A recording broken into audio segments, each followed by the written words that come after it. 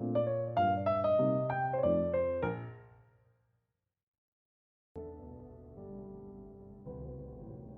현물의 매수세가 들어왔을 때 7월 달에 며칠 없었거든요. 그런데 현물 매수세가 들어왔을 때의 특징을 좀 꼽아보자라고 하면 삼성전자와 SK하이닉스는 물론 강했겠죠. 그리고 또 한 가지 어떤 특징 중에 하나는 삼성전자와 SK하이닉스뿐만 아니라 반도체 소부장과 더불어서 비반도체 섹터까지 굉장히 강했던 특징이 있어요. 네. 그런데 오늘 외국인들의 현물 매수세가 최근 평균보다 거의 4배에 가깝게 지금 많이 들어오고 있는 상황이거든요. 네. 그러다 보니 당연히 삼성전자와 SK하이닉스는 뭐 말할 것도 없고 삼성전기는 지금 상한가고 네. 지금 반도체 소부장도 이게 이제 분풀이라는 표현이 좀 맞을 것 같아요. 그러니까 거의 뭐 2자릿수 이상의 상승세를 좀 보여주면서 좋은 모습을 좀 보이고 있는 상황이기 때문에 저는 이 추세는 조금은 더 유지가 될 가능성이 높지 않을까라는 의견 한번 드려보도록 하겠습니다. 네, 지금의 이 추세가 유지가 된다. 사실 저는 이 마지막 문장이 가장 기억이 남는 것 같은데, 안 그래도 이제 8월 시장에 대한 우려도 사실 좀 있었어요. 워낙 네. 7월 막바지 들어서 극단적인 모습을 보여줬기 때문에 굉장히 좀 우려가 되는 모습들이 있었는데 지금 7월 마지막 거래일에 이런 상승이 나왔다는 건 8월 달 증시도 좀 기대를 해봐도 된다라는 쪽으로 해석해봐도 될까요? 일단 7월 달에 이어서 8월 달도 사실 우리가 계속 중요하게 보는 AI 데이터 센터라든지 반도체에 대한 이야기는 변화할 게 없습니다. 그렇죠. 변화할 게 없는데 수급적으로의 엄청나게 큰 변동성이 7월 달 너무 한 번에 과하게 터져 버렸기 때문에 오히려 8월 달은 그걸 좀 수습하는 과정에서 오늘 생각보다 이제 반등이 세게 나오니까 많은 투자자분들이 그러면 이대로 7,000, 7,500, 8,000포인트 이렇게 간다 생각하실 것 같은데 그거보다는 6,500에서 7,000포인트 그 밴드 내에서 7월 달에 많이 어떻게 보면 무너졌던 수급 그리고 무너졌던 투자 심리를 커버하는 정도의 흐름이 나오지 않을까. 그래도 7월 하락 대비해서는 저는 굉장히 긍정적으로 제가 이제 지수의 횡보를 이야기를 하지만 이 횡보 안에는 어떤 의미가 또 있냐면 순환매에 대한 기대감의 의미가 있습니다. 네. 계속 반도체만 할 수는 없어요. 그러면 시장이 나중에 그 반도체가 꺾이게 되었을 때 어떤 부작용이 나오는지를 우리가 최근 한 달 동안 여실히 느끼고 있지 않습니까? 그렇기 때문에 지수가 어느 정도 박스 안에 흘러가게 냅두고 우리는 순환매에 대한 흐름을 좀 기대해 볼 필요가 있는 8월 달. 저는 이렇게 보시면 될 것 같고요. 저는 지금의 흐름이라고 하면 충분히 순환매도 순환매지만 그 순환매의 다수의 종목군들이 어때요? 지금 수급의 빈집 형태를 띠고 있잖아요. 그래서 생각한 것보다 조금 더 강한 반등세가 나올 수는 있지 않을까 이렇게 정리 한번 드리겠습니다. 네, 사실 좀 평정심을 유지해야지 주식시장에 들어올 때마다 그 생각을 하는데 또 빠질 때는 빠질 때 그리고 또 오를 때는 오를 때 평정심 유지하는 게 참 쉽지가 않습니다. 하지만 오늘의 시세에 분명히 의미 깊은 부분들도 있기는 하지만 우리가 시장이 예전처럼 우리 1월 달부터 굉장히 가파르게 지수 상승이 나왔던 그때를 기억하기보다는 지수는 좀 천천히 올라간다 하더라도 그 안에서의 순환매가 나오면서 오히려 시장의 분위기와 체질이 또 그때의 상승과는 좀 달라질 수 있다라고 말씀해 주셨으니까요. 이 부분도 참고를 해주시면서 그러니까 건강한 주식시장은 정말 다양한 좋은 기업들이 천천히 다 잘 우상향하는 게 우리 투자자분들이 가장 원하는 시장이 그럼요. 아닐까라는 생각이 드는데 이번 계기로 해서 좀 그런 시장이 연출이 되기를 바라봅니다. 자, 그리고 미국 쪽에서 뭐 많이 이미 오늘 아침부터 많은 투자자분들이 들으셨겠지만 레오폴드의 펀드 60조 그죠. 규모의 펀드가 이제 마진콜을 당했다라는 이야기가 있었습니다. 그와 관련돼서 시장은 어떤 해석을 했냐면 이제 레버리지 관련돼서 좀 정리가 되는 수순이다. 그리고 최근에 이런 조정은 그 헤지펀드의 60조 규모의 물량을 정리하기 위한 과정이었다라는 이야기까지 있더라고요. 지금 국내에서도 사실 어저께 반대 매매 한 4.4조 원 정도 맞아요. 나왔고 굉장히 큰 반대 매매들이 이렇게 나오고 있는 가운데 결국 수급적인 요인들이 이제 정리되고 있는 과정이라고 생각해도 될까요? 일단 단 하루 만에 모든 것을 평가하기는 좀 어렵겠죠. 그렇죠. 그런데 대외적인 변수를 한번 따져보죠. 지정학적 리스크는 그래도 협상 쪽으로 가고 있는 모습. 물론 중간중간에 그 협상에서 우선순위를 혹은 우선권을 좀 정하기 위해서 약간의 노이즈가 여전히 있다는 건 부담이긴 하지만 저는 지정학적 리스크도 극단적으로 치닫지 않을 가능성이 높다. 첫 번째. 그리고 두 번째, 환율을 한번 보시죠. 우리나라 원달러 환율 어느새 1,400원 초반대, 초중반대로 내려왔기 때문에 환율도 우호적입니다.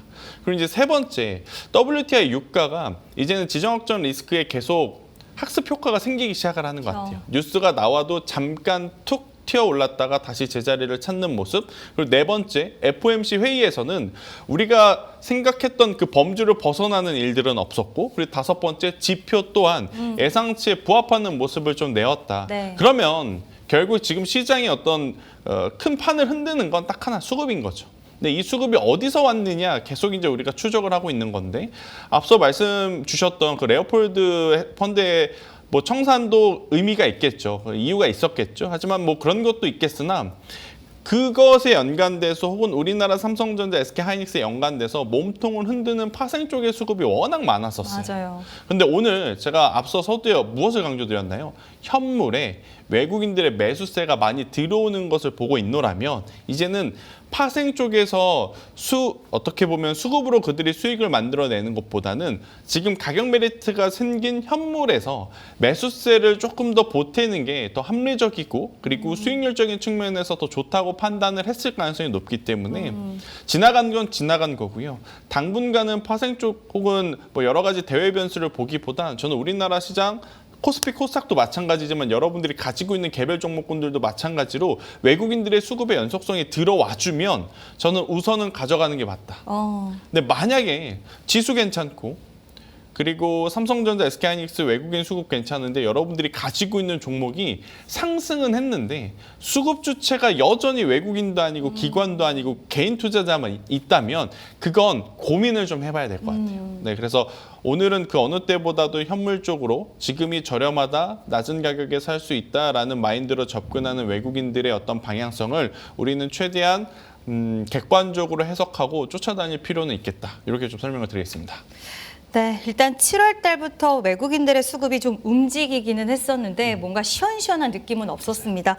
오늘 일단 현선물 모두 순매수를 진행하고 있고, 외국인이 지금 코스피는 8조 2천억 원 가까운 순매수를 진행을 합니다. 근데 정말 역설적으로 오늘 개인 투자자분들은 또 8조 7천억 원 정도 매도를 하고 계세요. 네. 항상 이렇게 수급이 바뀌는 기조들, 결국 외국인의 수급을 8월 달에는 좀 쫓아가 보자라고 말씀해 주셨고요. 지수 전체적인 외국인 수급도 중요하지만 내가 보유하고 있는 종목이 외국인 주도로 올라가고 있는지 아니면 다른 수급 주체로 인해서 올라가고 있는지 이 부분도 체크 포인트다라고 말씀해 주셨습니다. 자, 그러면 결국 대응이 가장 궁금해집니다. 네. 아, 오늘 이렇게 올라오는데 어저께까지만 해도 나 올라오면 팔 거야.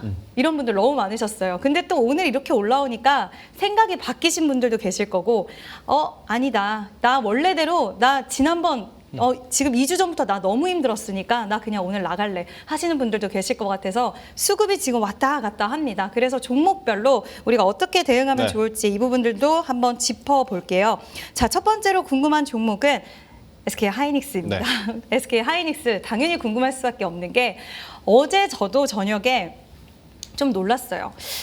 최태원 회장이 주식을 매수를 했다? 50억 규모. 근데 이게 급했나라고 생각이 든 게, 50억이 넘어가면 이게 신고를 공시해야죠. 해야 돼요. 네. 공시도 하고 신고하고 왜 살려고 하는지, 언제 살 건지 이런 부분들이 있다 보니까 빠르게 살려면 50억 미만으로 사야 되는 부분을 채택했다는 건 그만큼 뭔가 SK하이닉스에 좋은 일이 곧 임박을 한 건가라는 생각도 들었는데, 단 하루 만에 지금 최태원 회장이 뭐 시장에서는 10억을 벌었다는 이야기도 오고 갑니다. 그쵸. 자, 최태원 회장도 이런 행보를 보였고 오늘 지금 이런 폭등세 어떻게 봐야 되죠? 어떻게 대응하셔야 되죠?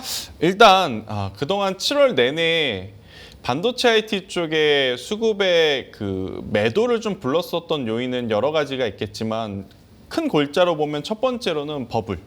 그러니까 이 버블이 공급 과잉으로 인한 버블이었지 않습니까? 네. 그리고 두 번째로는 이제는 특정 몇 개 기업만 하는 것이 아니라 굉장히 많은 기업들이 시장에 참여한다라는 거죠. 플랫폼 쪽으로 보면 키미K3가 대표적이었고, 하드웨어 쪽으로 보면 DUV 장비를 만든다고 하는 중국 국영 기업이 또 문제였었죠. 그리고 세 번째로는 M7 기업들이 예전만치 인풋 대비 아웃풋을 지금 내오지 못하는 상황 속에 과연 캐펙스 투자의 규모를 더 늘릴 수 있을 것인가? 요 세 가지가 이제 가장 큰 고민 중에 고민들이었지 않습니까? 그런데 이 세 가지가 순차적으로 지금 빠르게 해소가 됐죠.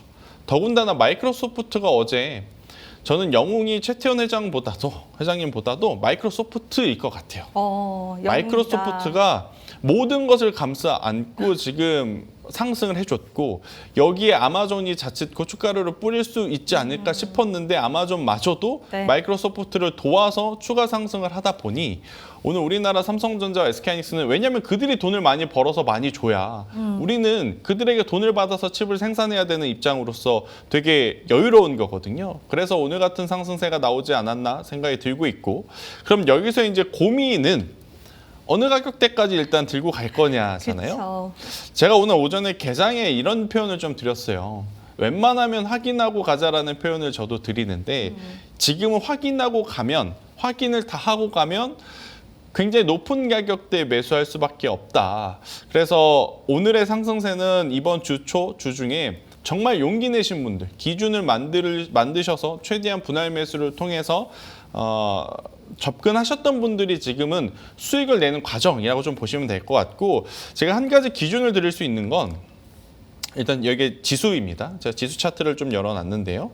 코스피 기준으로 저는 6,500포인트와 7,000포인트 요 밴드까지는 지수도 자율 반등이 나올 때까지 종목분들도 조금은 더 가져가 보셨으면 좋겠다 생각을 합니다. 네. 왜 그러냐면 요 앞단의 조정 있죠. 7,000포인트에서 6,500포인트의 요 조정은요. 네. 많은 투자자분들도 긴가민가 해서 많이 사셨던 구간이었어요. 네. 근데 그 다음에 이번 주 이때서부터 화, 수, 목은 아무리 시장에 오래 있었다고 하더라도 그분들에게도 처음 겪을 법한 말도 안 되는 비이성적인 매도였었거든요. 그렇죠. 그러면 이 비이성적인 건 어찌되었든 정상으로 되돌려 두고 저는 봐야 된다 생각을 해서 지금 구간에서는 많이 올랐다라는 표현보다 회복하고 있다. 너무 어처구니 없이 많이 빠져 있던 부분에 따른 회복력이 나타나는 구간에서 조금 낮은 가격에 샀다고 하셔서 빠르게 매도하실 필요는 없고 그래도 정상 범주 6,500포인트에서 7,000포인트까지는 지수가 회복할 때까지 종목을 가져가는 것. SK하이닉스도 마찬가지고 삼성전자도 마찬가지고 오늘 상한가를 가지 않는다면 저는 밴드 안에 올 때까지는 들고 가보시는 게 좋을 것 같고 오늘 상한가 간 종목분들은 월요일날 시초를 이용하면 될 것 같아요. 오늘 상한가가 풀리지 않으면 월요일 시초에 갭이 뜰 가능성이 높잖아요. 그러면 그 갭을 이용해서 일부는 현금화하는 전략도 고려해 볼 필요는 있겠다. 저는 이렇게 정리를 한번 드리겠습니다. 네, 일단 항상 우리가 이번에 특히 그런 단어를 많이 썼던 것 같아요.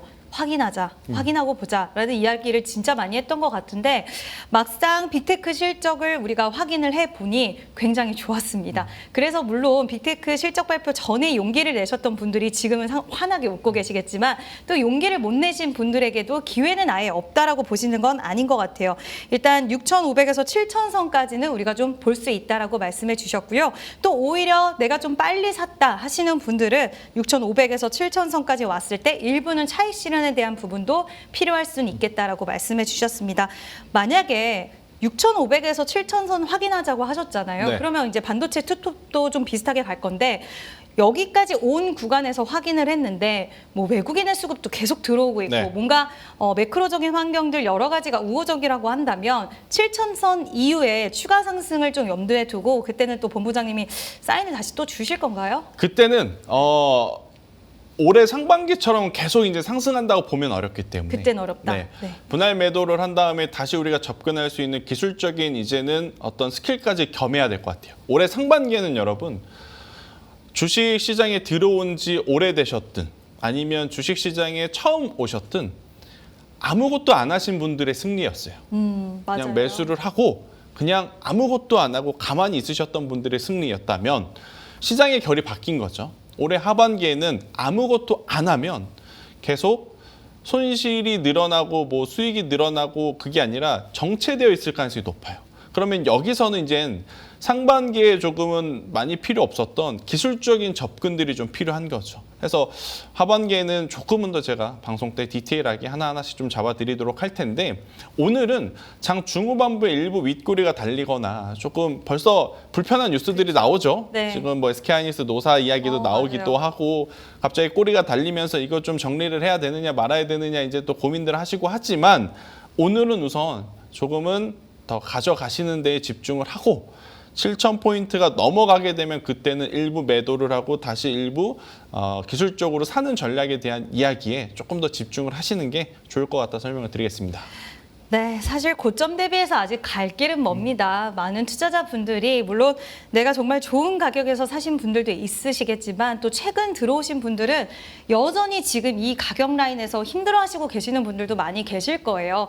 아직까지 회복해야 되는 양상들 오랫동안 좀 봐야 되긴 하겠지만 일단 지수 자체가 7,000선까지는 올 가능성이 있다라고 말씀해 주셨고 이때는 또 시장의 분위기와 색깔이 좀 더 바뀔 수도 있는 가능성 염두에 두면서 그때는 우리가 좀 민첩하게 움직일 수 있어야겠다 이렇게 좀 한번 생각을 해보면서 오늘 같은 날은 일단은 상승을 즐기자라고 좀 말씀해 주신 것 같습니다.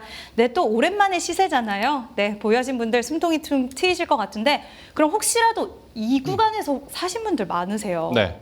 그런 분들은 어떻게 하시는 게 좋을까요? 꽤 높은 매수가를 갖고 계시는 분들은 그냥 보유를 하고 지금 구간에서는 좀 관망하시다가 오히려 탄력이 좀 더 붙었을 때 추가 매수든 뭐든 고민하시는 게 맞을까요? 오늘 사기에는 조금 그렇죠. 오늘은 좀. 한 번에 너무 많이 올라와 버렸으니까. 네. 아무리 변동성이 커진 SK하이닉스라도 SK하이닉스가 플러스 마이너스가 되었든 어찌되었든 20% 움직인 날이 그렇게 많지 않잖아요. 그런데 이런 날 우리가 공격적으로 추가 매수를 한다는 건 합리적이진 않다. 뭐 방법론에 대해서는 뭐 여러 가지가 있긴 하겠지만 가격적인 부분에 대해서는 저는 지금의 추가 매수는 합리적이진 않은 것 같고요. 네.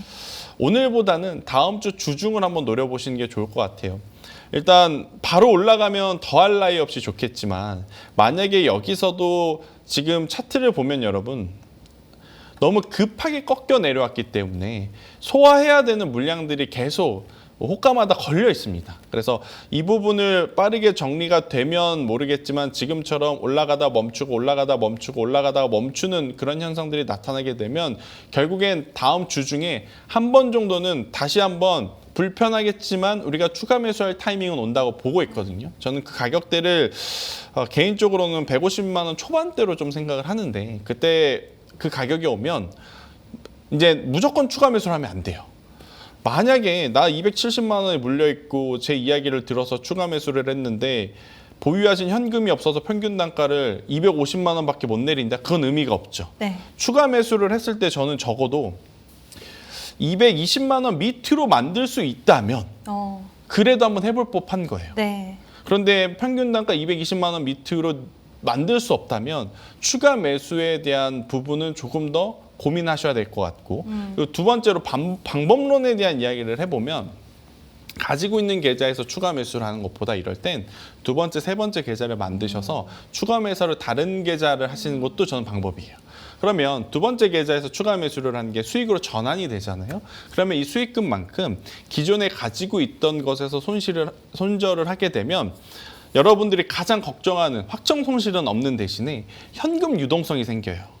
그 전략을 한번 고민을 해보는 것도 저는 지금은 필요하지 않을까 이런 이야기를 한번 드려보도록 하겠습니다.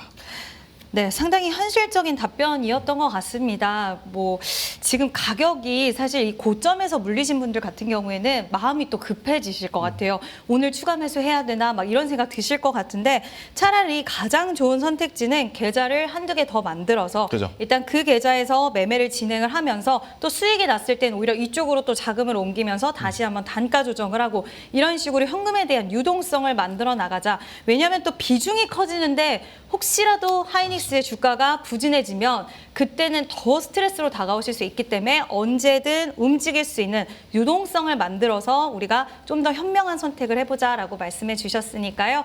혹시라도 좀 매수가가 나는 높다, 비중 확대가 고민이 된다 하시는 분들은 한번 이 부분들 눈여겨서 좀 잘 들으시면 좋을 것 같습니다. 자, 그럼 다음 종목에 대한 또 현실 방안을 좀 한번 들어보고 싶어요. 삼성전기입니다. 네. 어저께 삼성전기가 실적이 나쁘지 않았어요. 그리고 홈버런스 콜에서 나온 내용들을 쭉 보면 이미 시장이 알았던 부분이긴 하지만 그럼에도 불구하고 시장이 그동안 기대했던 부분들을 다 충족을 시켜주는 이야기들을 전해줬는데 네. 어제 많이 밀더라고요. 근데 본부장님 오늘 또 분위기가 확 바뀌었습니다. 어제 밀 때 정말 그러니까 지옥을 가셨던 분들이 정말 많은데 오늘은 또 천당입니다. 그러니까 네. 이 지옥과 천당. 근데 물론 아직까지 고점 대비해서 많이 빠져 있는 이 시기 삼성전기는 어떻게 대응해야 될까요? 일단 기판에 대해서는 되게 바라보는 시각의 격차가 좀 큰 것 같아요. 긍정적으로 바라보시는 분들은 엄청나게 긍정적인데 또 보수적으로 바라보시는 분들은 또 극단적으로 보수적으로 좀 바라보고 계시더라고요. 그렇죠. 그러다 보니까 삼성전기가 사실은 삼성전자만큼 따라서 올라오지 못했던 것도 있는 것 같아요. 더군다나 고점에서 지금 고점이 240만 원인데 오늘 상한가를 기록했음에도 불구하고 110만 원이네요. 와 많이 정말 네 많이 빠졌어요. 오늘 상한가를 기록했기에 저는 뭐 추가적인 상승이 안 나온다고 보지는 않아요. 분명히 다음 주에 한 번 더 튀거나 오늘 상한가가 풀리지 않는다면 조금은 더 강한 기조가 유지가 될 수는 있겠지만 저는 반도체 IT 투탑보다는 속도감이 떨어질 수는 있으니 우리가 이 부분을 좀 유의해야 되지 않을까 싶어요. 낸드와 디램의 가격은 계속 올라와 있는 상태에서 롱텀 계약까지 붙어 있는 거고 지금 MLCC 같은 경우에는 수개월에 한 번씩 가격 조정을 하고 있는 거잖아요. 네.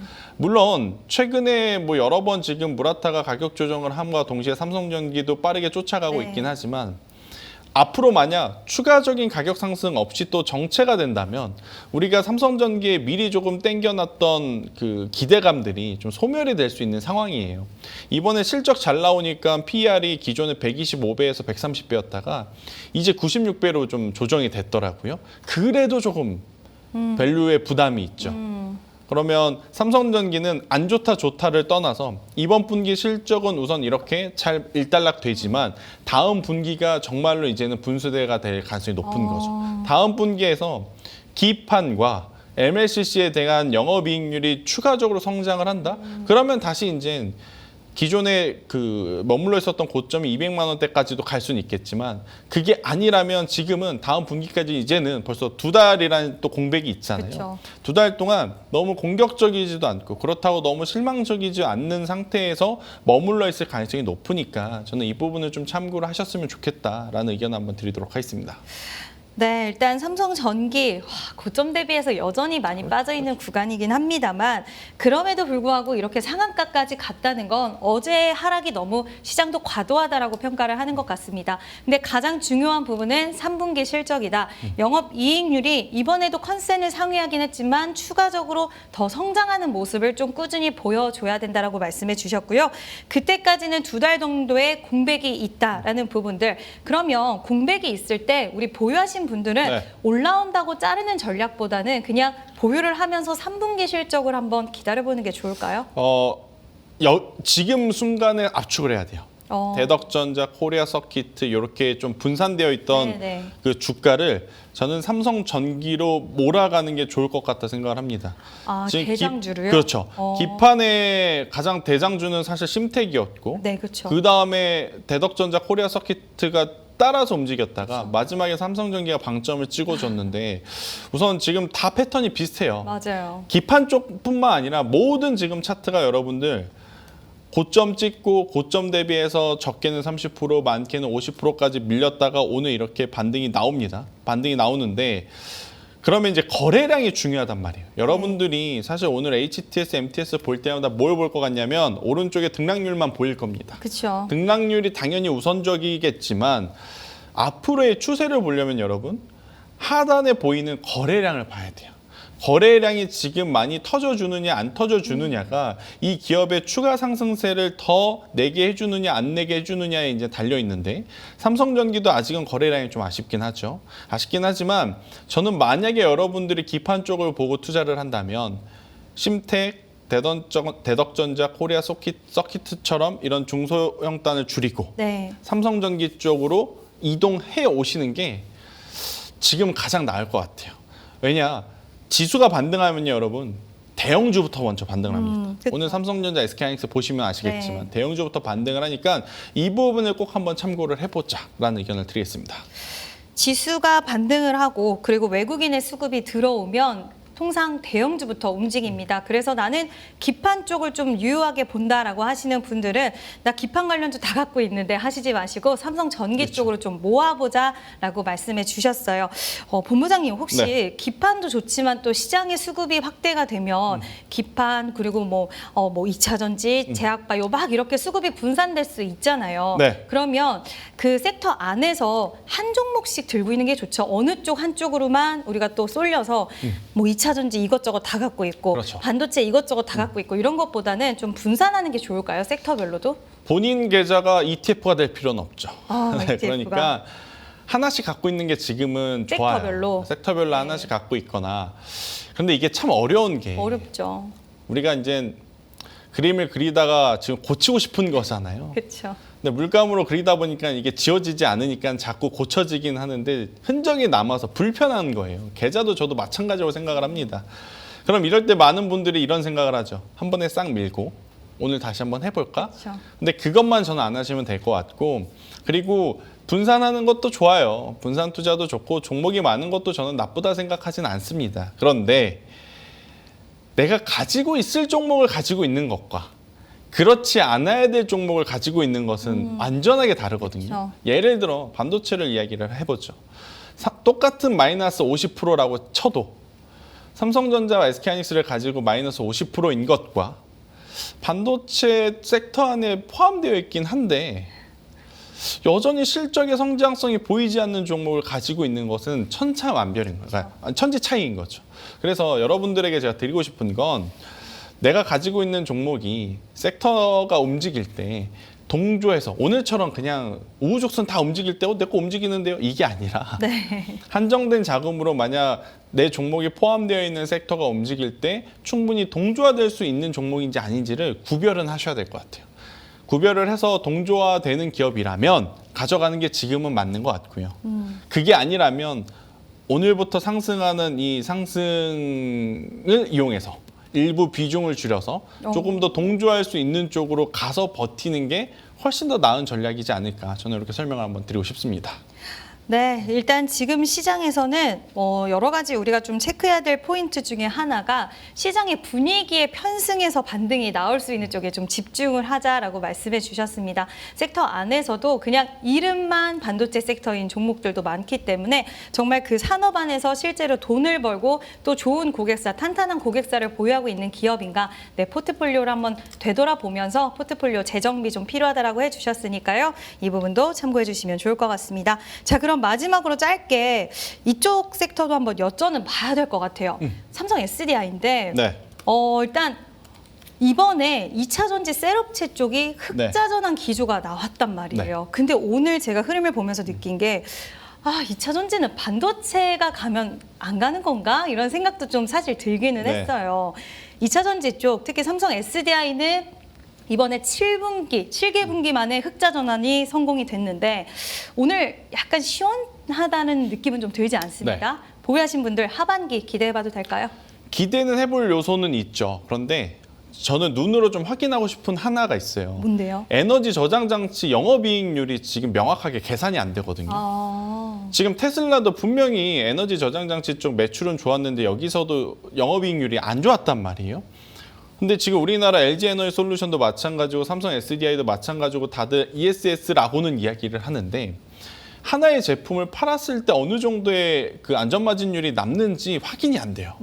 만약에 이게 안전마진율이 굉장히 높았다면 저는 벌써 시장에서는 반응을 했을 거라 생각을 하고 있고 그리고 ESS 에너지 관련 종목들 있죠. 대표적으로 서진시스템 같은 기업들, 한중 NCS와 같은 기업들 이들이 먼저 움직였어야 되는데 이들이 안 움직이고 있어요. 해서 시장 전체에서 삼성 SDI나 LG엔솔에 대한 실적 개선세 그냥 통으로 봤을 때 개선이 되는 건 기대해 볼 만한데 우리가 본질적으로 2차 전지가 그래도 지금 숨을 쉴 수 있는 공간을 ESS 에너지 저장 장치라고 했지만 여기서 얼마만큼의 어떤 성과를 남기고 있는지 저는 아직 확인이 안 되었기에 가격은 메리트 있는데 너무 과감한 베팅을 이쪽에 먼저 하기에는 조금은 부담이 된다. 요 정도 수준으로 저는 지금 생각을 하고 있어서 여러분들도 한번 그 고민해 볼 필요는 있어요. 그러니까 이거예요. 반도체는 명확하잖아요. 영업이익이 이 정도야? 그런데 지금 2차 전지는 다 뭉뚱그려서 영업이익이 나오니까 제품별로 어느 정도의 마진율을 우리가 확보를 하고 있는지 확인하기가 좀 어려운 부분들이 좀 있으니 이 부분들을 감안을 해서 판단을 해보자는 전략을 드리겠습니다. 네, 일단 2차 전지 관련돼서는 지금 뭐 희망 섞인 이야기도 나오고 있긴 하지만 ESS 시장 쪽에서의 이익률이 얼마나 남는지 이런 부분들 좀 더 확인은 필요하다라고 말씀해 주셨어요. 그러면 본부장이 그 얘기 딱 들었을 때 보유하고 계신 분들은 보유가 맞는 것 같고 신규 접근을 2차 전지 쪽에 너무 비중을 많이 실는 건 좀 지금은 무리가 있다라는 생각도 네. 드는데 혹시라도 비중이 많으신 분들은 비중이 막 여기 구간에서 70%, 80%예요. 그런 분들은 어떻게 해요? 기다려요? 아니면 비중을 좀 옮겨가는 전략이 날까요? 지금도 그러시다면 네, 조금 어려울 것 같은데요. 그렇죠. 네. 너무 많으시죠. 왜냐하면 그래도 옮기셔야 된다 봅니다. 만약에 정말 50% 비중을 넘겨서 2차 전지를 가지고 있다면 지금 2차 전지 덜어내고 반도체로 가야죠. 그러니까 가지고 있는 거 다가 아니더라도 보유 물량이 한 30%는 반드시 덜어내서 가셔야 될 것 같습니다. 그렇지 않으면 계속 시장의 주도주와 거리가 멀어지니까 근데 이게 또 개인 투자자 입장에서 쉽지 않아요. 쉽지 않아요. 왜냐하면 마이너스 10%, 20%도 손절하기 어려운데 어렵죠. 2차 전지는 지금 적게 잡아봐야 마이너스 50%일 텐데 만약에 마이너스 70%다? 그러면 반도체를 사서 100% 이상 수익을 봐야 된다는 거잖아요. 그렇죠. 근데 지금 그게 그렇게 막 쉬운 일이 아니에요. 쉬울 것 같지는 않아요. 그래서 고민은 좀 되지만 하셔야 될 것들은 좀 해야 되지 않을까? 자칫 2차 전지주들은 에코프로도 증자에 대한 부담감이 있었잖아요. 그 대형주도 증자인데 다른 중소형 기업들은 추후에 증자 이슈들이 계속 붙어 있을 가능성이 높으니까 이 부분은 고려해 볼 필요는 있을 것 같습니다.